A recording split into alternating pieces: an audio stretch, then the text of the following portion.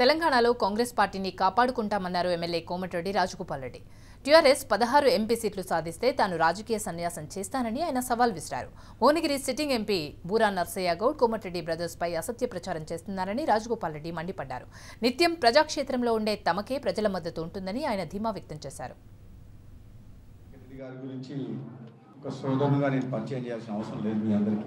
నల్లగొండ జిల్లా రాజకీయాలనే కాదు, తెలంగాణ రాజకీయాల్లో, తెలంగాణ ఉద్యమంలో పనిచేసిన త్యాగం మీ అందరికీ తెలుసు. ఈనాడు గత 20 సంవత్సరాలుగా నల్లగొండ జిల్లా కేంద్రంలోనే నల్లగొండ అసెంబ్లీ అభివృద్ధికి ప్రజలకు చేసిన సేవ ప్రజలందరికీ తెలుసు.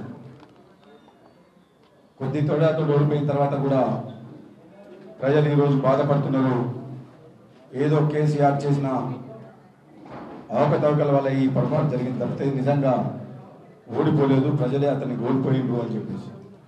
మనందరి అదృష్టం ఈరోజు నేను 2009-14 ఈ నియోజకవర్గానికి పార్లమెంట్ సభ్యుడిగా మొట్టమొదటిసారిగా పనిచేసిన తర్వాత మళ్ళీ అదే నియోజకవర్గంలో శాసనసభ్యుగా నేను ఈ మధ్యన ఎన్నికైనా కాబట్టి తను ఈ మధ్యన ఇక్కడికి పార్లమెంట్ అభ్యర్థిగా రాహుల్ గాంధీ గారికి టికెట్ ఇచ్చినందుకు మనందరి భువనగిరి పార్లమెంటు నియోజక ప్రజలందరి తరఫున, కాంగ్రెస్ పార్టీ కార్యకర్తల తరఫున రాహుల్ గాంధీ గారికి ధన్యవాదాలు తెలియజేస్తున్నాం. నిజంగా మనం కాంగ్రెస్ పార్టీ పరిస్థితి బాగలేదనుకున్న రోజుల్లో ఈ భువనగిరి నియోజకవర్గంలో తను రావడం, ఈ కార్యకర్తల్లో ఉత్సాహం వచ్చింది. మళ్ళీ మా పార్లమెంట్ అభ్యర్థి ఒక మంచి నాయకుడు వస్తుండు, మా ప్రాంతం అభివృద్ధి చెందుతుంది, కాంగ్రెస్ పార్టీ కార్యకర్తలకు అండగా ఉంటారు, పేదలకు అండగా ఉంటారు అని చెప్పి ప్రజలందరూ అనుకుంటున్నారు. ఆనాడు పార్టీలకు అతీతంగా నేనేం చేసినా అనేది మీ అందరికీ తెలుసు. ఈరోజు నేను ఎక్కువ వ్యక్తిగత విమర్శలకు పోదలుచుకోలేదు. ఈరోజు ఇదే సమావేశం ఇక్కడ ప్రస్తుత ఎంపీ బూరా నర్సయ్య గౌడ్ గారు వ్యక్తిగత విమర్శలు చేసిరని చెప్పి నా పత్రికా సోదరులు నా దృష్టికి తీసుకొచ్చిండ్రు.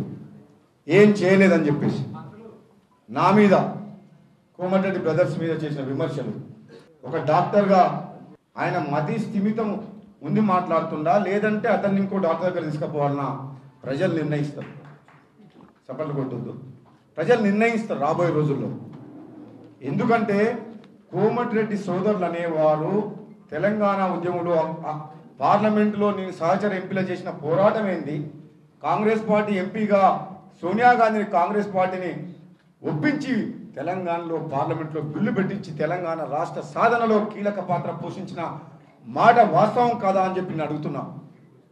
అదేవిధంగా మా సోదరుడు 1000 మంది యువకులు శ్రీకాంతాచారి నుంచి మొదలుపెట్టుకొని ఎంతోమంది యువకులు తెలంగాణ కోసం ఆత్మ బలిదానం చేస్తుంటే నాకు పదవి ముఖ్యం కాదు, ఈ ప్రాంత ప్రజల యొక్క ఆకాంక్ష ముఖ్యం, మా యువకులకు మనోధైర్యం కల్పించాలని మంత్రి పదవి త్యాగం చేసిన మాట వాస్తవం కాదా అని చెప్పి ఈ తెలివి తక్కువ ఎంపీని, పార్లమెంట్ సభ్యునికి అది కనబడతలేదా? తెలంగాణ ప్రజలందరికీ తెలియదా? అది అటువంటి వ్యక్తుల్ని, అటువంటి కుటుంబాన్ని, అటువంటి సోదరులను పట్టుకొని ఒక వ్యక్తిగతంగా విమర్శించడం అనేది అది ఎంతవరకు సమంజసం? అతని విజ్ఞతకు వదిలేస్తున్నా. ఏం పని చేసినావని అడుగుతున్నావు, నువ్వు ఏం చేసినావని అడుగుతున్నా. నేను చేసిన పని చెప్తా. ఆనాడు కిరణ్ కుమార్ రెడ్డి ప్రభుత్వం పట్టించుకోకున్నా సరే మూసీ కాలువలని కాంట్రాక్టర్లు వదిలేస్తే నా సొంత డబ్బులతోటి కాలువలు కంప్లీట్ చేసి గునాదిగాని కాలువ, పిలాయిపల్లి కాలువ, ధర్మారెడ్డిపల్లి కాలువ ద్వారా దాదాపు 300 గ్రామాలకు నీళ్లు ఇచ్చిన మాట వాస్తవం కాదా? ఈ భువనగిరి నియోజకవర్గ రైతులకు, 5 నియోజకవర్గ రైతుల ప్రజలకు తెలుసు ఆనాడు కాలువలో నీళ్లు పారించిన.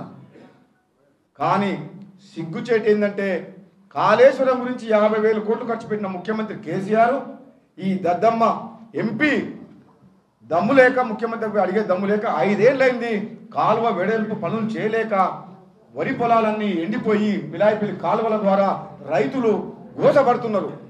5 ఏళ్లలో 250 కోట్ల రూపాయలు ఖర్చు పెట్టే కాలువ కంప్లీట్ చేయని వ్యక్తి ఈరోజు కోమటిరెడ్డి సోదరుల గురించి మాట్లాడుతుందంటే చాలా విడ్డూరంగా ఉంది. 50,000 కోట్ల రూపాయలు కాళేశ్వరం ప్రాజెక్టు ఖర్చు పెట్టిండ్రు.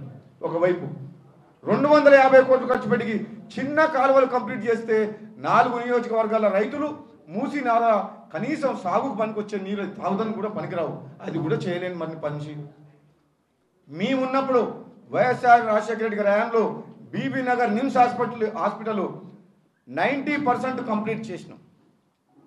తెలంగాణ ఉద్యమ పీరియడ్లో ఆనాడు ఉమ్మడి ఆంధ్రప్రదేశ్లో సీమాంధ్ర ముఖ్యమంత్రి పట్టించుకోలేదు. మేము ఉద్యమంలో ఉన్నాం. సోదరుడు మంత్రి పదవి త్యాగం చేసిన కోపంతో బీబీనగర్ హాస్పిటల్ గురించి పట్టించుకోలేదు. నీకెక్కడ పోయింది సోయి? 5 ఏళ్ళైంది టీఆర్ఎస్ ప్రభుత్వం వచ్చి, రాష్ట్ర ప్రభుత్వ నిధులతోటి 1000 పడకల ఆసుపత్రి ఈ పాటికే నిర్మాణం చేసి పేదలకు సేవ చేయాల్సింది పోయి నువ్వు ఇంకా కాలే 5 ఏళ్ళు. సిగ్గుచేటు. యాదగిరి లక్ష్మీనరసింహస్వామి టెంపుల్ అభివృద్ధి చేస్తుంటే మేము మెచ్చుకున్నాం. దేవుడు కాపాడుతాడు మనందరినీ, ఈ ప్రాంతాన్ని. కానీ మరి పేదల్ని కాపాడాలంటే హాస్పిటల్స్ ఉండాలి, డాక్టర్స్ ఉండాలి. మరి డాక్టర్ ఒక 100-200 కోట్లు పెట్టి ఈ నిమ్స్ హాస్పిటల్ కంప్లీట్ చేసేందుకు ఈ ముఖ్యమంత్రికి చేతులు రాలేదా? ఆ విషయం నీకు తెలియదా? ఒక డాక్టర్గా సిసిఎంబి ఇప్పటి వరకు శాంక్షన్ అయ్యి రాలేదు. చిన్న పని Bibinagar flyover, Jagdevpur flyover complete చేసేందుకు 5 ఏళ్ళ. ఎంత అసమర్థ ఎంపీవి నువ్వు! 5 ఏళ్ళు ఫ్లైఓవరా? ఇప్పటికి నేను మొదలు పెట్టిన ఫ్లైఓవరు 2 ఫ్లైఓవర్లు 5 ఏళ్లలో ఫ్లైఓవర్ 20 కోట్ల ఫ్లైఓవర్ కంప్లీట్ చేయడం అంటే ఎంత దద్దమ్మవు నీకు! అసలు నీకు భువనగిరి నియోజకవర్గ ప్రజల సమస్యలు తెలుసా? లేదంటే హాస్పిటల్లో ఆపరేషన్లు చేసుకుని డబ్బు సంపాదిస్తున్నావా? నిజంగా డబ్బు కావాలనుకుంటే నువ్వు ప్రాక్టీస్ చేసుకో. ఇక్కడ ప్రాంత సమస్యల కోసం మాట్లాడాలంటే ఈ పాటికి ఈ పనులు కావాలి. నేనేం చేసినా అని అడుగుతున్నావు. భువనగిరి, ఆలేరు, జనగామ రైల్వే స్టేషన్ అని ఆదర్శ రైల్వే స్టేషన్గా చేపించింది నేను కాదా? Hyderabad to Rayagiri, Hyderabad to Vijayawada 4 lane express highway 4 lane చేయించింది నేను కాదా? ఎవరు చేయించిండ్రు? నేను శాంక్షన్ చేయించిన రాయగిరి నుంచి వరంగల్ వరకు నా హయాంలో కేంద్ర మంత్రి సర్వే సత్యనారాయణ ఉన్నప్పుడు మొదలుపెట్టి టెండర్ కంప్లీట్ చేసిన రోడ్డు వరకు 4 లేను ఇప్పటి వరకు 5 ఏళ్లలో ఈ అసమర్థ ఎంపీ కంప్లీట్ చేయించలేకపోయింది. నేను 3 సంవత్సరాల్లో Vijayawada highway, Rayagiri highway complete చేయించిన. నన్ను చెప్పంటావా ఇంకా నేనేం చేసినా? 1,00,000 మందికి భారతదేశంలో ఏ పార్లమెంట్ సభ్యుడు ఇజ్జత్ రైల్వే పాసులు ఇవ్వలేదు. భువనగిరి, ఆలేరు, జనగామ నియోజకవర్గాలు జంక్షన్స్, రైల్వే స్టేషన్స్ ఇటు సికింద్రాబాద్, కాజీపేట 2 జంక్షన్స్ మధ్యలో ఉన్నాయి. చాలామంది, ఎంతోమంది పేదవాళ్ళు ఇటు కాజీపేట కానీ ఇటు సికింద్రాబాద్ కానీ రోజు వారి తిరుగుతారు.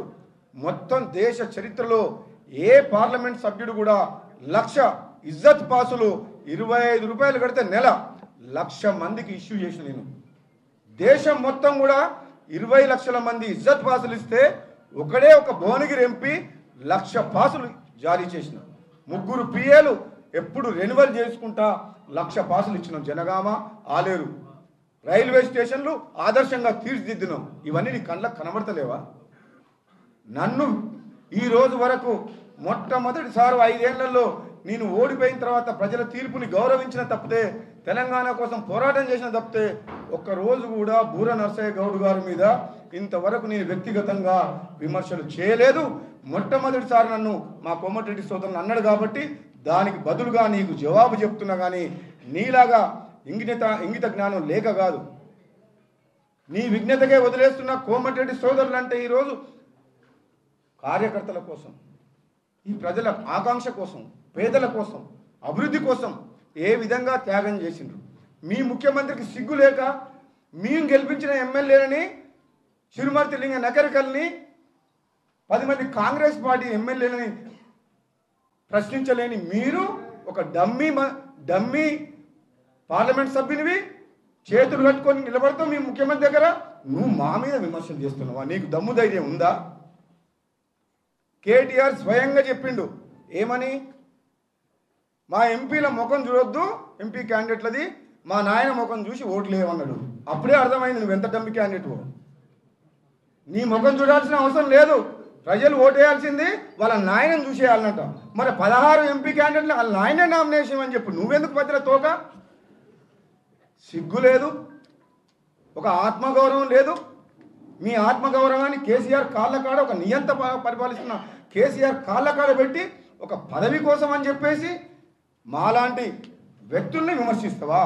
వాళ్ళ మెప్పు పొందేందుకు నువ్వెంతో అభివృద్ధి చేసినటువంటి టికెట్ ఇవ్వలేదు నీకు. ఒక్కటి గుర్తుపెట్టుకో పూర్ణశ్రీ గౌడ్ గారు, ఏనాడైతే కోమటిరెడ్డి వెంకటరెడ్డి గారి పేరు పార్లమెంట్ అభ్యర్థిగా మా రాహుల్ గాంధీ ఖరారు చేశారో ఆ రోజే నీ ఓటమి ఖాయమైపోయింది.